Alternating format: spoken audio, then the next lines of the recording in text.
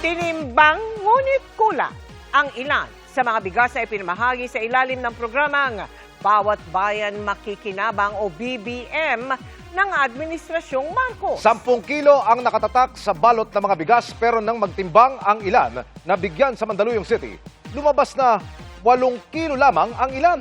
Giit ng palasyo, pina-blacklist na ng Mandaluyong City Hall ang supplier. Nakatutok si Marisol Abduraman. Kumalat na sa social media nitong weekend ang mga bigas na naunang pinamahagi sa Mandaluyong sa ilalim ng programang Bawat Bayan Makikinabang o BBM. Nakalagay kasing reklamo ng ilang nakatanggap, 10 kilo dapat ang bigas, pero nang timbangin, 8 kilo lang. Ang 72 taong gulang na ginang na ito, excited sa bigas na natanggap sa Barangay Highway Hill sa Mandaluyong City kaninang umaga. Pero nang ipatimbang sa kanyang mga kapitbahay, natuklasan din niyang kulang ito ng 2 kilo. Ngayon lang nalaman. Ngayon nyo lang nalaman yan. Kailan binigay sa inyo to? Ngayon ka, kanina lang. Kanina lang. Hindi kayo nagduda na kulang? Hindi. Kasi medyo Hindi naman namin iniisip na mga kulang yan. Hindi na nagustuhan ng kapwa niya senior citizen ang nangyari. Mali talaga. Dapat isakto. Nagpunta kami sa barangay kung saan naabutan namin isa-isang tinitimbang ang mga nakapak na tig 10 kilong bigas. May mga nagrereklamo nila kasi sa kanila. Ayon sa mga taga-barangay, ibinabagsak sa kanila ang mga sakong ito galing City Hall na actually nakaselyado. At may laman itong tig-5 sakong tulad nito na naka-indicate na naglalaman ng 10 kilo. Pero nang timbangin, kulang din. May tama yung yung sako niya, may butas. Yung may mga butas sa sako, yan po yung kulang sa timbang. Yun, malamang, ito na yun. Kaya nga tayo nagtataka, ba't lumalabas na 9 kilos lang eh? Yung iba po may Kasi- 8 kilo lang. Kasi ang nakalagay talaga doon sa sako niya, 10 kilos. I'm very sorry that this has happened, pero alam nyo naman, there's no perfect project. Kakasama lang ng loob na maski na gaano kaganda ang proyekto, ay sinasabotahin ng mga ibang tao.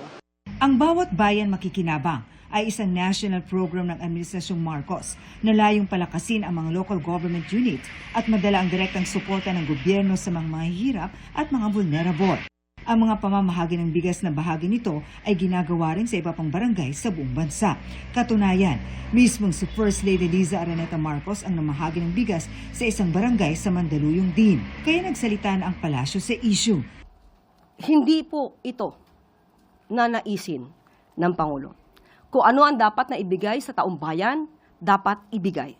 Nakipag-usap na rin umano ito sa Mandaluyong City Hall na nakakaalam-an niya sa nangyari. So ang action po ng supplier, ang sabi po, ang pangako ay papalitan ng buo na 10 kilos ang sako na nakakuha ng 8 kilos. Bibigyan ng additional na 10 kilos na bigas. At hindi na babawiin ang una na ibigay na mga 8 kilos lang. Sabi naman ng City Hall na namamahala sa pagkuha ng di pinangalan ng supplier, lumabas sa kanilang investigasyon na hindi lalampas sa 50 sa 29,500 na sako ng bigas ang nabawasan. Ang sinisisi umano ng supplier ng bigas ay ang kanilang driver at pahinante. Umamin yung isa sa driver o yung pahinante. Talagang tinanggal niya na yung driver at yung sa pahinante.